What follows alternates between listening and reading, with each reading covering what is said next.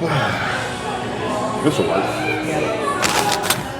Whatever. So, before we get started on this, I need to make another video because I just received an email that appears to be from YouTube, but I feel as though it's completely a scam.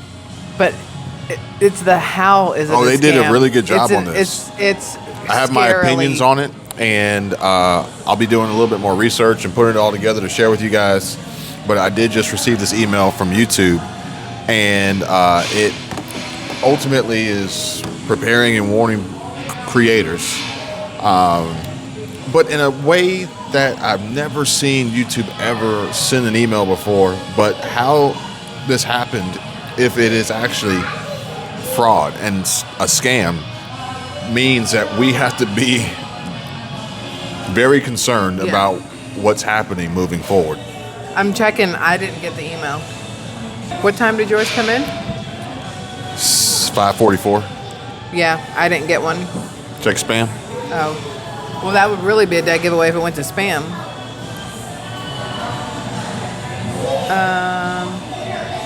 No. There's a lot of stuff in spam, though. I should have checked this sooner.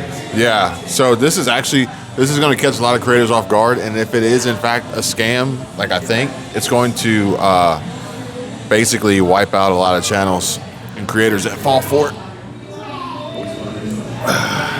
So we'll pick back up on that later. Yeah. And depending on when I upload this video, either this YouTube email will be coming the next day or following the same day. I checked any account that could possibly be emailed by YouTube. Nothing. Spam. All right. Well, we're going to get into this video here. And it says, according to Fortune, spiked mortgage rates push housing market affordability to levels not seen since the housing bubble, where non-experts see rates going next. Do you know where they see rates going next? Okay, so my guess, because you know this and I have no idea, spiked mortgage rates push housing market affordability to levels not seen. They're going to go up. We're thinking that the interest rate should go down. I bet they're going to say they're going to continue. Why would you think up. that the interest rates are going down? According to things I've read, things I've heard, and realtors that I've talked to, there was the consensus that in order for the housing market to not just completely crap itself, they were going to have to lower the interest rates in order for people to be able to actually afford a home at this point in time. Mortgage application payments rose 4.9% in February. Application payments rose 4.9% in February. What does that mean? That you have to now pay to apply for a mortgage? No, this is actually, in my opinion, I'll double check, but I'm pretty sure the application payments, like what they were coming back with, we just saw an overall almost 5% increase in February as a result of higher interest rates. Okay. And these applications were coming back with, higher payments. Okay, that makes sense. And also, according to the index, the national median payment applied for by home purchase applicants increased in February to $2,061, up 4.9% from $1,964 in January. And this would be in the mortgage payment, the overall payment. Okay.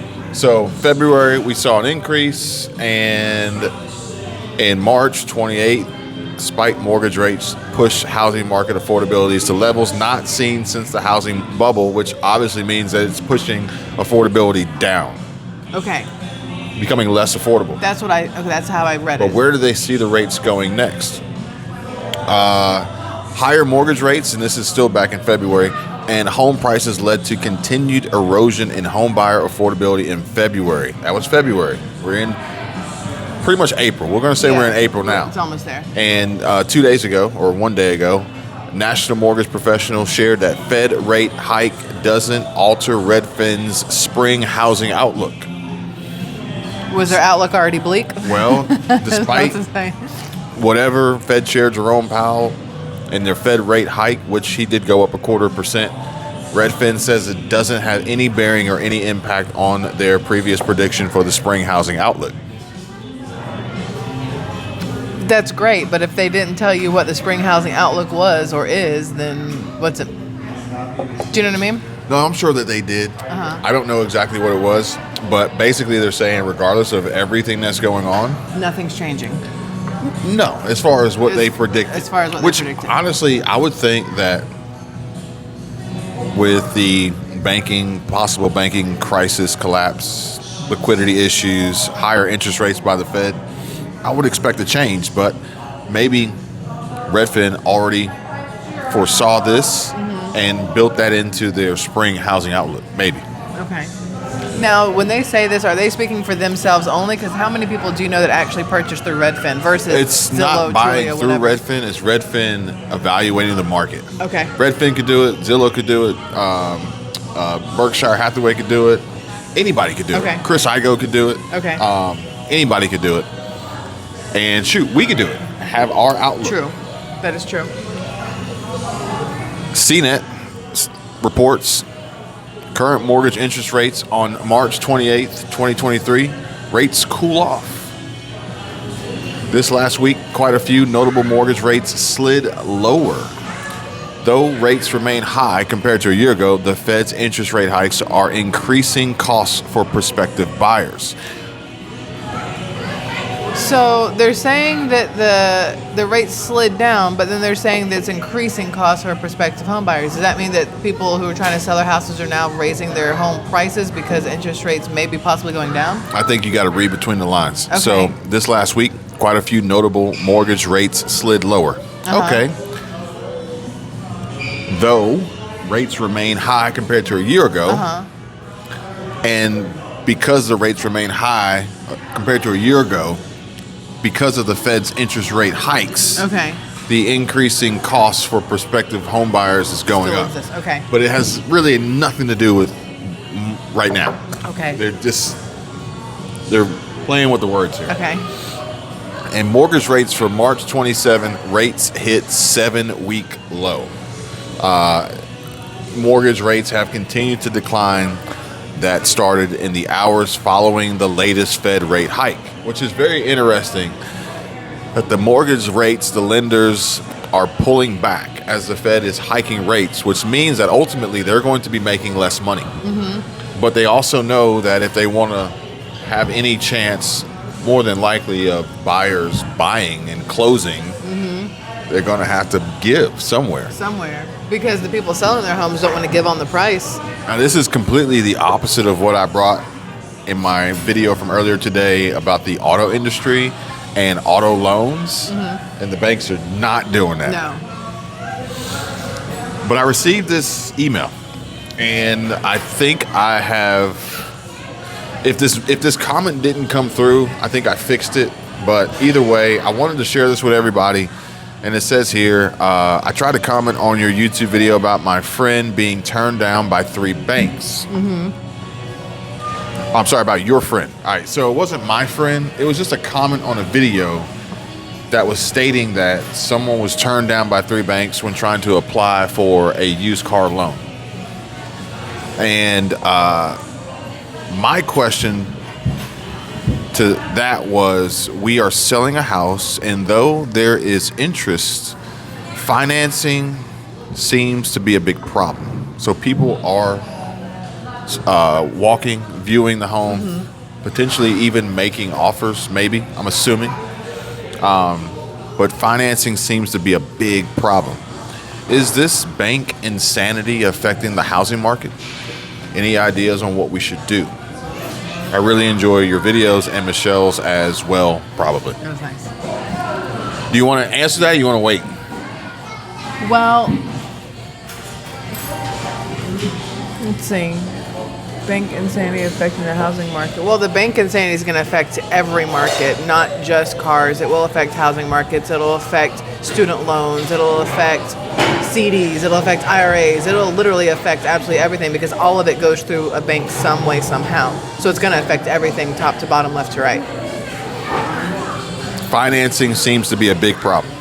Financing seems to be a big problem for numerous reasons, I'm sure. Your credit score probably has to be friggin' just through the roof amazing at this point in time for banks to be like, sure, we'll loan you money, given the fact that jobs are going away, people are, having a harder time keeping a job, work, whatever else. And then plus the banks don't want to give out as much money as these houses cost right now either. Similar to the automotive bank lending loan process, you're going to have to put down hefty sums for down payments. You're not going to get great rates. The loan to value percentage is going to be probably 100% at most, maybe less. While car prices continuously go up, car values continuously go down, and these dealerships are inundated with overpriced inventory. Go check out that video. 40 minutes of, in my opinion, solid value and an insight into, 30 minutes into the automotive car market. You're not going to be disappointed. But the Fed rate hike doesn't alter Redfin's spring housing outlook, and says spring home sale season starts with steady demand, but lack of listings holds back sales. Well, I would guess a lack of listings because the people that want to sell their homes are having the same issue as the people who want to buy their homes. It's hard for them to then move on to the next one to get financed for it and everything else, especially when you already have a mortgage. So it's like that double negative. Do you know what I mean? I mean, the sales, the lack of listings, this is a compounded effect. It's a domino chain reaction. Key takeaways: mortgage purchase applications are up 17% from a month ago. Touring activity as of March 18 was up about 18% from the start of the year. Thank you. We got a classic burger. Here, thank you. I got 10 teriyaki bites. And some fries over there. Anything else like grab, guys? I think you need ketchup. Do we have ketchup? Ketchup right there. We're good. Thank you. You'll get them 2 wings. I'll get them later.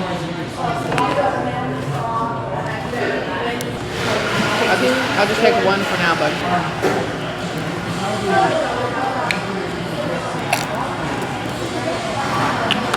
You want some burger with your ketchup? Oh, it's so good. And it says that last week's decision by the Federal Reserve to modestly hike interest rates, and that they may pause them sooner than anticipated, brought mortgage rates down for the second week in a row, according to a new report from Redfin. So Jerome Powell is having no real impact on the housing market from a standpoint of mortgage application interest rates. Okay. But it's potentially having a huge impact on the housing market from listings and qualified buyers, as well as their employment, income, debt to income ratios, and a variety of other factors that go into being qualified for a mortgage. That's going to be the issue right now, the debt to income ratio, especially if you are already a homeowner who's looking to buy a new home while your home is on the market. You kind of have to be willing to be, I would say, transitionally homeless in between for these banks to even look at you and say, okay, we'll give you a loan, but you know what I mean? And these banks, given the risks that the threats that they potentially face, that have already been seen with anticipation of what is likely to come, they're not looking to stick their neck out on the line. And some of these banks may be facing their own liquidity issues and fears of bank runs that affect their assets. This could put a huge dent in the housing market. The crash may come not in the form of lower prices or losses. The crash may come from almost an elimination of activity. But doesn't that hurt the banks just as much as it hurts the people? Because then they're not making money off interest because they're not giving out the loans. So again, double negative. They hurt themselves while hurting us at the same time. It'll hurt the economy. It'll hurt everybody. Yeah, I know. This is why I didn't get chicken wings, because I can't hold this and the chicken wing at the same time. The biggest winner out of any of this would be anybody associated with people staying in their homes. Renovations, repair. Well, that's what a lot of people did during the pandemic. They took money out and just changed their home up a little because they understood they had to stay inside. And the easiest way to do that was to make it so it was someplace you wanted to stay inside and that could then double as a school or as an office or whatever else. So there's a lot of renovations that were done, which cost people a lot of money. Banks were probably giving a lot of loans during the pandemic for all these renovations. And then at the same time, it put home values up. Now that people want to turn around and sell it, the houses are way more expensive than people are expecting. And now you have banks not wanting to give you money for those same houses. Possibly investors as well, cash buyers, and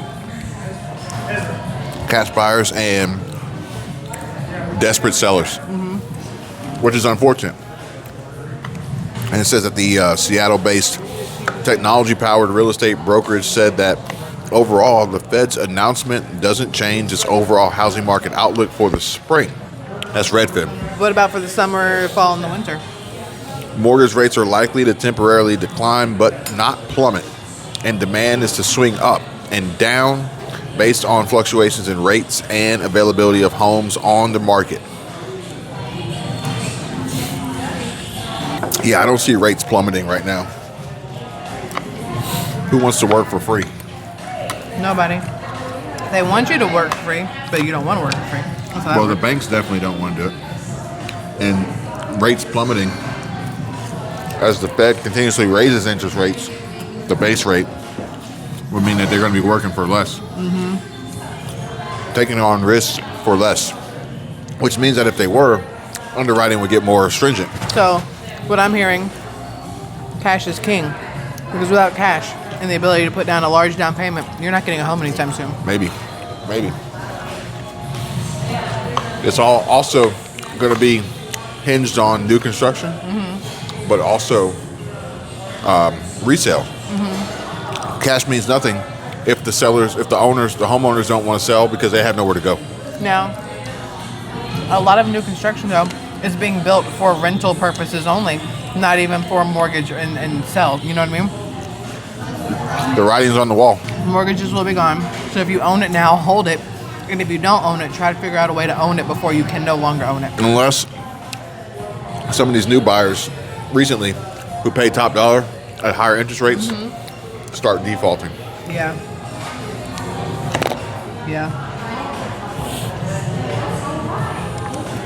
You know, the bank is banking on that, no pun, but so they can take it back and own it and turn around and rent it out. You can't own this anymore because you've defaulted, but we'll take it from you, but we'll rent it back to you. The banks, they want to handle ones and zeros. They want to handle money. They don't want to handle assets. Oh, okay. Well, they'll sell it to somebody who wants to handle an asset like BlackRock or something. True. And according to Boise,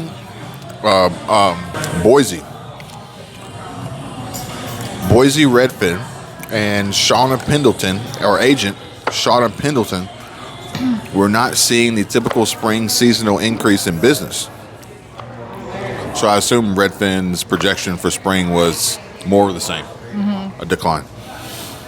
So despite the Fed lowering rates, Redfin maintains their prediction, expectation of lower activity, lower interest, a decline, even though mortgage rates are down as a result of the Fed raising interest rates. There's no seasonality. Home buyers and sellers are hyper-focused on mortgage rates, and if rates end the week down, all of a sudden buyers are out there making offers. If rates end the week high, buyers disappear.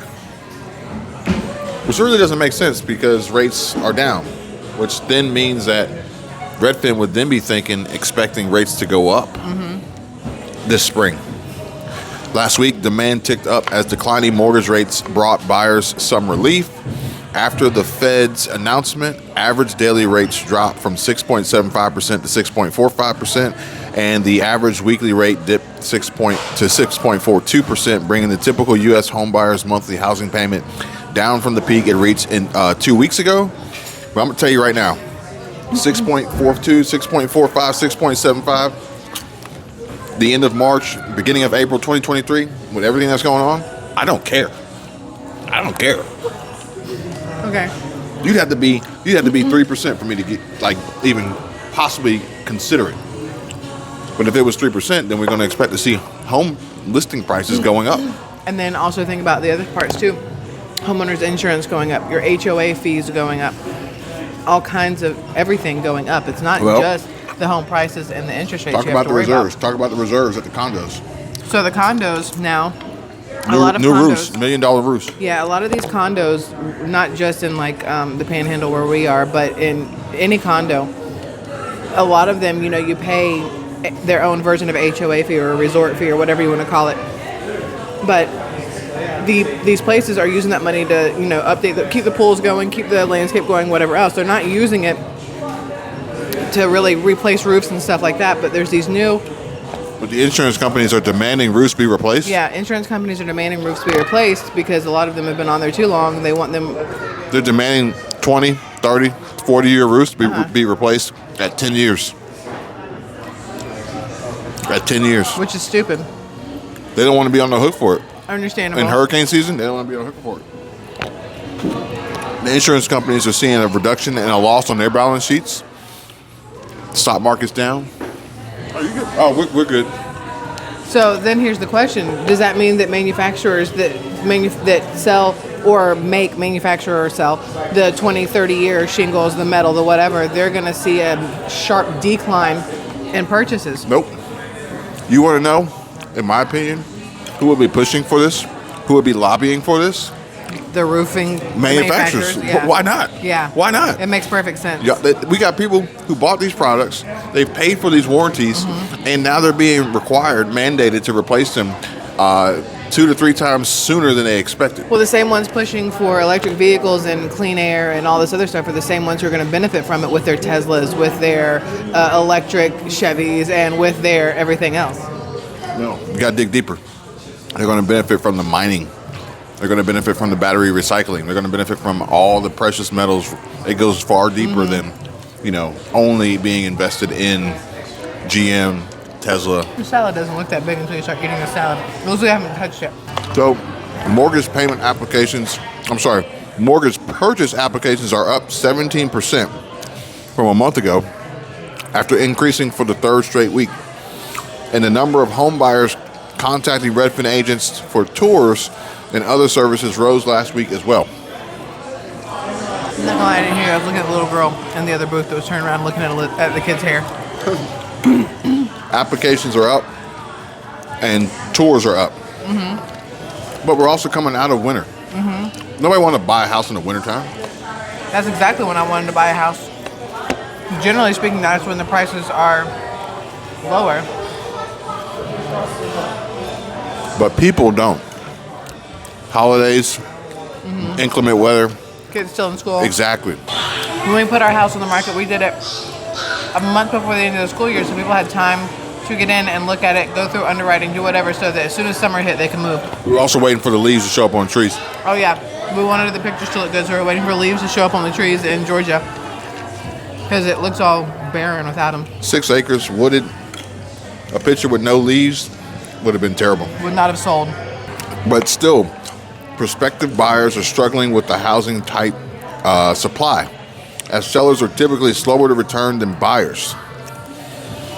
New listings of U.S. homes for sale fell 22% from a year earlier during the 4 weeks ending March 19, one of the biggest declines since the housing market nearly ground to a halt in the beginning of the pandemic. New listings fell slightly more in December 2022.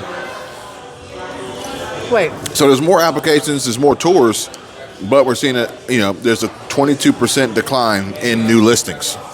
you caught me, or I heard the sellers are less likely to return than buyers. And I didn't know what that meant because once you sell a house, generally speaking, you don't need to sell again. But for every house sold, there's a buyer. So I feel like it should be 50-50. It should be even across the board. For every sell, there's a buyer. Well, as we're in this recovery mode, buyers are going to enter in and test the waters sooner than sellers. Okay. That makes sense. Sometimes it takes a second for my brain to wrap around exactly what they're saying. While many would-be sellers are reluctant because they want to hang on to a low mortgage rate, nearly all homeowners have a rate under 6%, and because they are also buyers struggling with low inventory.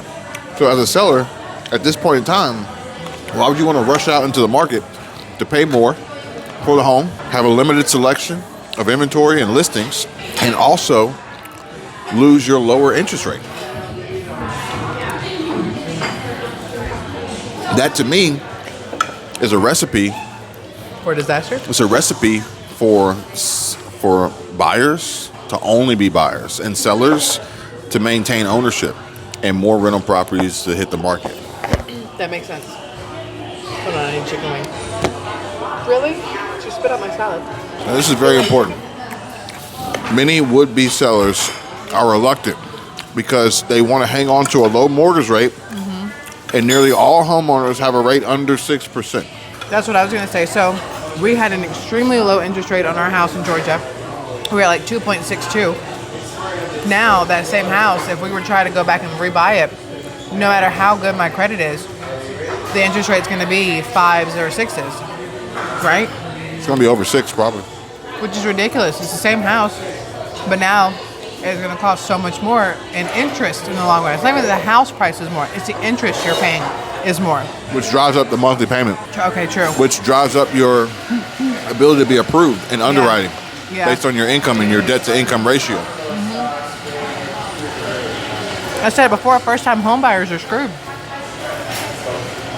Anybody under 30 working what used to be considered a normal 9 to 5 with the ability to get a starter home, it's not the same as it was when we were younger starting out. Not only do you need to make like $175,000 a year, but you also need to have a considerable amount in savings to put as a down payment. And minimal debt so that you don't have a debt-to-income ratio that's going to make them throw you out, you know?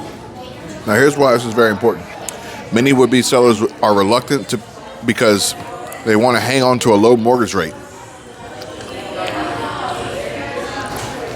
Is the bank insanity affecting the housing market? Any ideas on what we should do? My question was that we are selling a house, and though there is interest, financing seems to be a big problem. Well, your opinion? My opinion is, depends on why you're selling your house. Okay, so listen, if you're selling your house because you want to be somewhere else, you have to take into consideration for yourself how much more you'll be paying just in interest rates alone, and is it worth it? And the buyers are in the same predicament. Is it worth them leaving where they are with whatever interest rate they may have or lack of if they're renting to buy your house with the new interest rates that are going to put their payments beyond a lot of people's reach? Bingo. I'm sure that financing is an issue. I don't know how much this house is selling for. I don't know anything. But I do know that some people don't necessarily want to tell you the exact reason why. And as an easy out, especially in escrow, a finance contingency is a great way to get out. But if the purchase is dependent and or contingent upon a sale, that could be a huge limiting factor and major reason behind why you're seeing difficulty and a struggle in selling your home. I agree. Didn't we have one of those What do you mean? on our, not last house, but the one before it? Well, yeah, we had a contingency. Yeah. The sale would only occur if we, closed on our sale. Yeah. Because we were trying to buy and sell at the same time, which when we did it, wasn't nearly as difficult as trying to do it now. National Mortgage Professional says that the median home sale price was $358,420, down 1.7% from a year earlier. And that's the fifth week in a row of prices declining annually after more than a decade of increases. Now, that's to be expected though, because house prices went stupid through the roof 2020, 2021. Like, it did not make sense how much house prices jumped. Pending home sales fell 17% year over year, the biggest decline in nearly 2 months. Pending sales. So, what this email is experiencing is in line with the national average, seeing a reduction in pending sales. Pending home sales fell in all 150 of the most populous U.S. metros. They fell most in Las Vegas, Sacramento, Seattle, Portland, Oregon, and Riverside, California. Well, even here, I keep an eye on condos and houses just to see what's happening. And you'll see it pending, then back on the market. Pending, back on the market. It's happening everywhere. So I don't know exactly what's happening, what's going on with this particular situation, because there's not a lot of information. There's not a lot of detail.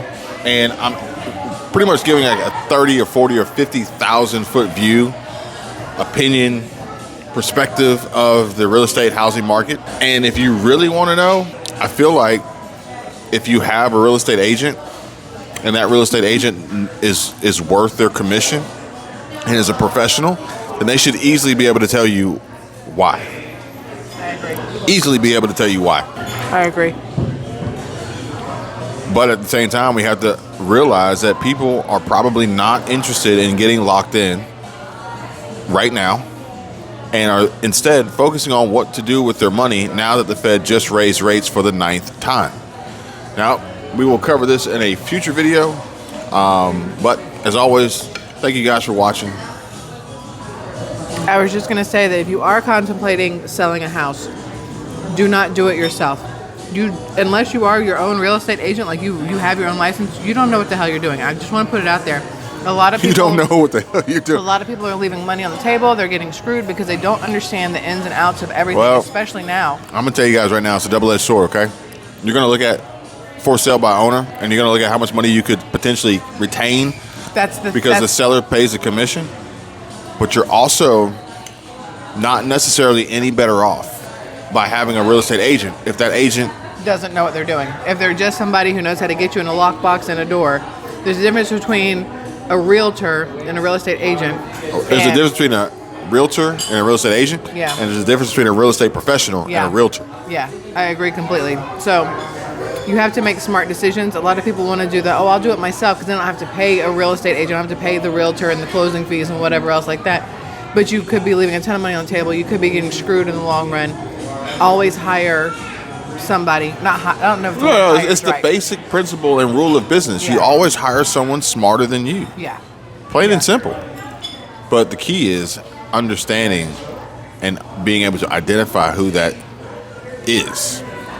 Yeah, that throws me off every time. Yeah. I was like, what the? However, I would like to say that this does not necessarily go by the same principles that I have shared with you guys before about timing the market versus time in the market. And the last thing that I would want is time in the market when it comes to selling my house. I want to list it on a Thursday. I want to sell it on a Monday. I want to be under contract on a Monday, okay? And, time on the market, we don't want to see that. We don't want to see 100, 200 days on the market, much like automobiles, much like the real estate. We don't necessarily either want to time the market either, but we do want to position ourselves for the greatest opportunity for buying and selling. But that is going to come from the, in my opinion, expertise of a real estate professional in your hyper-local market, plain and simple. And like I said, we will discuss what people are going to be doing with their money now that the Fed just raised their rates for the 9th time. But for now, that's it for this video. I appreciate you guys watching. Thank you, Squirrel Tribe, for joining. Thank you, Michelle.